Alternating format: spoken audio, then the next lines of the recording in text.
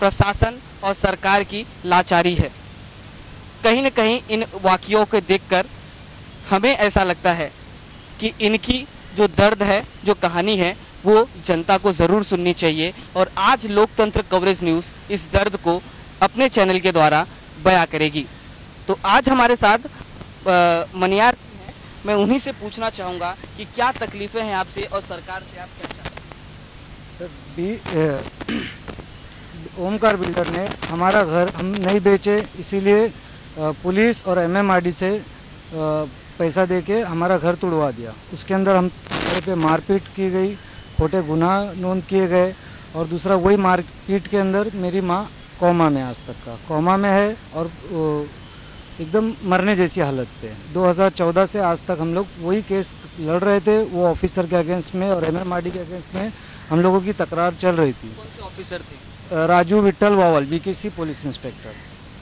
ठीक है, तो उसकी इंक्वायरी से बचने के लिए 16 दिसंबर 2016 में इंस्पेक्टर वावल ने हम लोगों को फंसाने के लिए अपनी वर्दी पे खून के धब्बे खुद लगा के हमारे पूरे परिवार को, औरतें बच्चों को तक का जेल में भेज दिया। जेल में भेज के हमारा पूरा घर, गैरेज और जितनी भी हमारी चीज़ें थी, सारी चीज़ एकदम गैर कानूनी तरीके से बिगर कोई कोर्ट के नोटिस, बिगर कोई ऑर्डर के तोड़ के लेके गए और हमारे ऊपर में फिर से गंभीर केस लगा दिए कि 120B और 332, 333 ऐसे गंभीर आरोप हमारी घर की औरतें, बच्चों के तक का लगा दिए सबके ऊपर में। आप तो ये पुलिस प्रशासन पे कहीं न कहीं बहुत बड़ा सवाल खड़ा कर रहे हैं। प्रशासन ऐसी गलती कैसे कर सकती है? आपने तो, उन्होंने जो क्रिमिनल रिकॉर्ड आप पे लगाए हैं, आप कैसे कह सकते हैं कि वो गलत है? गलत ही है सर। हम लोगों ने, किसी ने कुछ वहाँ पे कोई वो भी नहीं करे, ना इनके पास में कोई ऑर्डर था ना कुछ था। सिर्फ यही पूछे थे कि तुम्हारे पास में कोई ऑर्डर है क्या डेमोलेशन का। कोई ऑर्डर नहीं है, आरटीआई से भी निकाले हमने, कोई ऑर्डर नहीं है, इनके पास में कुछ नहीं है।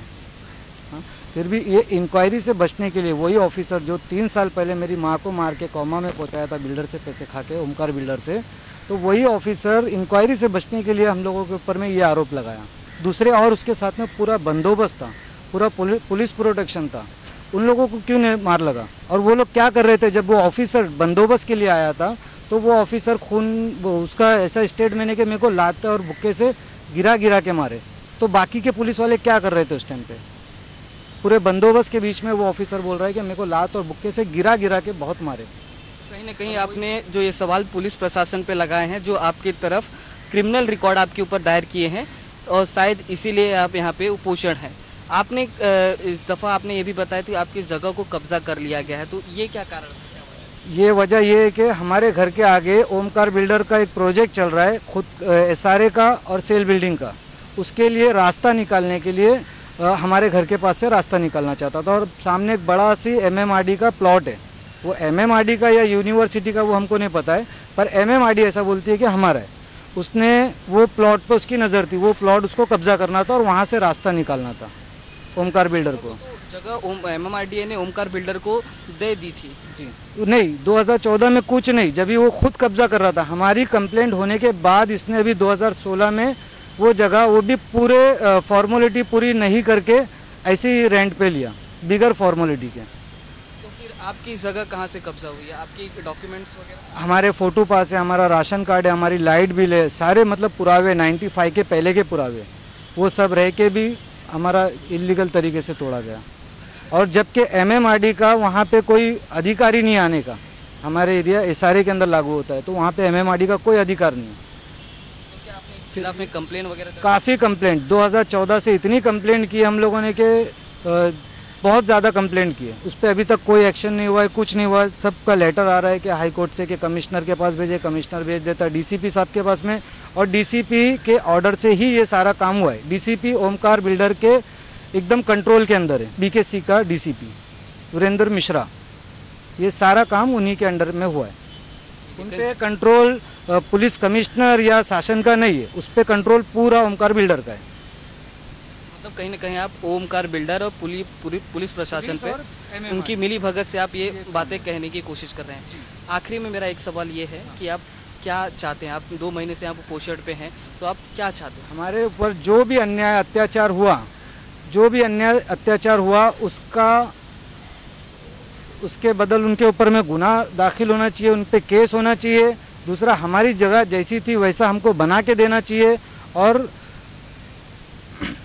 जो भी हमारा नुकसान हुआ वो पूरी नुकसान की भरपाई सरकार करके देना चाहिए, वरना मैं और मेरे पूरे परिवार के साथ में हमने राज्यपाल साहब से आत्महत्या करने की परवानगी तक मांगे। हम लोग यहाँ पे उपोषण पे बैठे थे 21 दिन में हॉस्पिटल में सीरियस कंडीशन में था। डॉक्टर का कहना है कि किडनी फेल हो जाएंगी। तो उस टाइम पे मेरी वाइफ ने राज्यपाल से, गवर्नर से आत्महत्या करने की परमिशन मांगी, पर अभी तक हम लोगों को न्याय मिला नहीं। बस टाला टोली चलते रहती है और उल्टा जितना हम लोग को वो डालते हैं तो वो सारी तकरार हमारी घूम फिर के जाती है बीकेसी पुलिस स्टेशन में, वो सारे सबूत मिटाने के चक्कर में। जितना भी इनलीगल काम है सारा सबूत मिटाने के चक्कर में। अब मैं थोड़े दिन और इंतज़ार करूंगा, अगर मुझे न्याय नहीं मिला तो मैं मंत्रालय के सामने या राज्यपाल के ऑफिस के सामने या आज़ाद मैदान में आत्महत्या कर लूँगा, अपने आप को जला लूँगा, चाहे जहर खा लूँगा या कुछ भी कर लूँगा, और मेरे पूरे परिवार के साथ। और अगर हमको इस बीच में कुछ हुआ, अभी डीसीपी वीरेंद्र मिश्रा, इतने दिन से मैं उपोषण पे बैठा हूँ, 10 तारीख को मेरे को आज़ाद मैदान पुलिस स्टेशन में बुला के बोले मुझे अभी पता चला कि तुम उपोषण पे हो और उपोषण छोड़ दो, जो कुछ भी करना है मुझे करना है, ऐसा मुझे आश्वासन दिए। और आज 13 तारीख की मीटिंग रखे थे मेरी, पर अभी तक का कुछ बुलाए नहीं, कुछ नहीं। और दूसरा, और मुझे उपोषण छोड़ने के लिए मजबूर कर रहे थे। ये सवाल कहीं ना कहीं हमारे संविधान पे जाता है और पूरी इंसाफ की प्रक्रिया में वो मीडिया चैनल, वो राजनेता और कहीं ना कहीं जब हमारी प्रशासन इस गैर अन्याय पे अगर प्रशासन पे अगर लागू नहीं कर पाती है तो कहीं ना कहीं ऐसी चीज़ों के लिए हम अपने संविधान पे भरोसा किस तरीके से जताए। और इस आत्महत्या की पूरी अगर वारदात को देखें, कहीं ना कहीं इस पे कई तरीके से पुलिस प्रशासन और बिल्डरों की मनमानी के चलते यहाँ पे अगर कोई व्यक्ति आत्महत्या करता है तो कहीं ना कहीं ये सवाल प्रशासन पे ज़रूर खड़ा होता है। तो हम आगे भी जाएंगे और यहाँ के लोगों से पूछेंगे कि क्या हालात थे कि जो इस दर्द में रहने पर मजबूर हो चुके हैं। 2014 के हुए वाक़ये के बाद जब माँ कोमा में चली गई तो उस पहलुओं को भी बताना ज़रूरी था, तो हमने उनकी माँ से मिलने की कोशिश की। ये परिस्थिति है, मैं अपने कैमरामैन के द्वारा चाहता हूँ कि उनके रिकॉर्ड करें कि क्या किस परिस्थिति और किस हालात में उनकी माँ है। कोमा से तो उभर आई हैं लेकिन एक साइड पूरा पैरालाइज हो चुका है और इस पैरालाइज परिस्थिति में की जो उनकी आवाज़ है वो कहीं ना कहीं हम सुन नहीं सकते।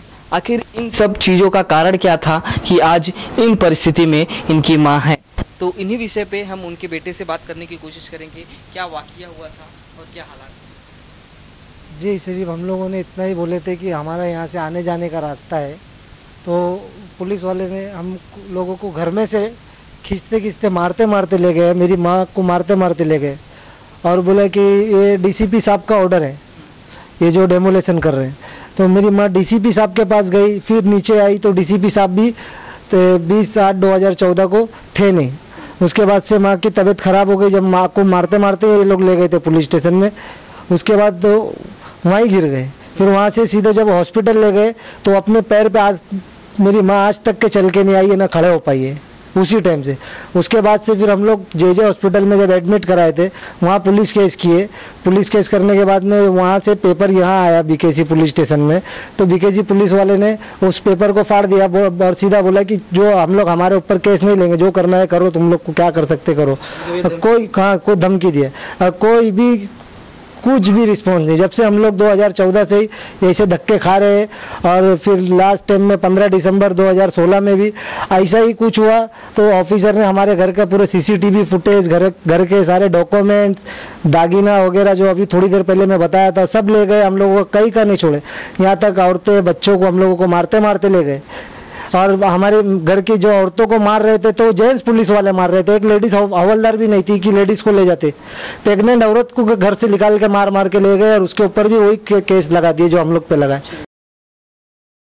बदरुद्दीन मनिहाल की फैमिली से आज हम मिलने वाले हैं। हमने उनकी बताई कि आत्महत्या करने पर क्यों मजबूर हैं वो, और उस परिस्थितियों को कहीं ना कहीं हमने आपको अपने चैनल के द्वारा बताने की कोशिश की। और आज वो भीड़ हमें दिखने को मिल रही है जो वहाँ के रहवासी हैं, उनके परिवार के लोग हैं, आज वो हमारे साथ है और इस विषय पे अपने दर्द को बयां करेंगे हमारे साथ। तो क्या वाकया हुआ था उसके बारे में आप क्या बताना चाहते हैं? वो वाकया तो इतना भयानक है कि आज भी याद आता तो हम लोग के आंख में आंसू आ जाते। मेरे भाई को, मेरी बहन लोग को इतना बुरा मार के लेकर गए, जबकि हम लोग का कुछ कसूर ही नहीं था। और जबरदस्ती, बस ऐसा लग रहा था कि कौन सी वक्त की दुश्मनी वो हम लोग से निकाल रहे। पुलिस वाले लोग ने, जेंट्स पुलिस लोग ने हम लोग के ऊपर हाथ उठाए, और जब हमारा घर तो नाहक जबरदस्ती का तोड़ कर गए, एक सामान तक ने निकालने के लिए दिया, और इतना बुरा मारे बच्चे लोग को भी। और अगर हम लोग हमारे घर की कैमरा निकाल रहे तो भी निकालने नहीं दे रहे, बोले जो निकालेंगे उनको भी लेके जाके बंद कर देंगे। यानी कि इधर तो ऐसा लग रहा था कि पुलिस का ही राज है, हम लोग की तो कोई सुनवाई नहीं है। घर तो तुम्हारा था, वो अवैध रूप से वहाँ पे नहीं, हाँ जबरदस्ती, बस ऐसा लग रहा था कि उन लोग जो चाहे वो कर सकते, हम लोग के हाथ में कुछ भी नहीं है। तो क्या सच्ची में ऐसे है? कानून किसी का साथ नहीं देने वाला है। हम लोग बेघर हो गए, हमारा घर पूरा सत्य बर्बाद हो गया। हम लोग को चाय तक नहीं पीने के लिए सुबह में आके खड़े हो गए, बोले निकलो नहीं तो तुम लोग के घर के तुम लोग को साथ में तोड़ देंगे। बोले दीवार गिरे, आंख पे चाय जो भी गिरे, हमको कोई मतलब नहीं है। ये दर्द है और ये अल्फाज है जो निकल रहे हैं, और ये निकलते ही रहेंगे। वो अपने दर्द बताने की कोशिश कर रहे हैं, और भी एक महिला है, उनसे पूछने की कोशिश। मेरे आदमी को भी फंसा है इसमें, जब मेरे आदमी थे ही नहीं वो टाइम पे, बच्चे को लेने के लिए गए थे, फिर भी मेरे आदमी को अख्तर रोड में जेल में रखे, उनके ऊपर केस बना दिए। और फिर 2-3 दिन के बाद में वो चौकी में गए तो बोलते कि तेरी औरत के भी पेपर बना के रख, और है ना तेरी औरत को भी अभी हम लोग अंदर बिठाने वाले, ऐसा बोले। और ये पुलिस प्रशासन का रवैया है कि हम ऐसे ही काम करते हैं और जनता को ऐसे ही डराते हैं। अगर आपको रहना है प्रशासन में तो यही नियम होगा, यही काम होगा, इसी तरीके से होगा। क्या कहना चाहते हैं, क्या वाकया हुआ? देखिए, सबसे बड़ी बात तो मैं ये बोलना चाहता हूँ कि MMRD को सबसे पहले नोटिस देना चाहिए। एक बार पहले उन्होंने तोड़ के जाके वो अपना कंपाउंड मार जानने की कोशिश की, नोटिस देना चाहिए, रवैया लेकिन हालात क्या थे उस पर? हालात उस वक्त ये थी कि जैसे कि 92 का राइट देखने को मुझे मिल रहा था। MMRD वाला ने जो किया है वो गलत किया है। मैं MMRD ऑफिसर पाटिल साहब से मैं रिक्वेस्ट करता हूं कि आप एक बार आकर के हमारी दुख और दर्द को देखो तो आपके समझ में आएगा कि आपका स्टाफ ने क्या किया हम लोगों के साथ। चलिए ठीक है, ये दर्द से जो उन्होंने बताने की कोशिश की, और शायद यही परिस्थिति थी कि आज बदरुद्दीन मनियाल आत्महत्या करने के लिए प्रशासन से गुहार लगा रहे हैं। और इस दर्द के कारण अगर प्रशासन इस रवैये पे अगर नहीं हाथ लगाती है तो कहीं न कहीं बदरुद्दीन इस दुनिया में नजर नहीं आएंगे। वीडियो जर्नलिस्ट इमरान के साथ राहुल शुक्ला, लोकतंत्र कवरेज न्यूज़।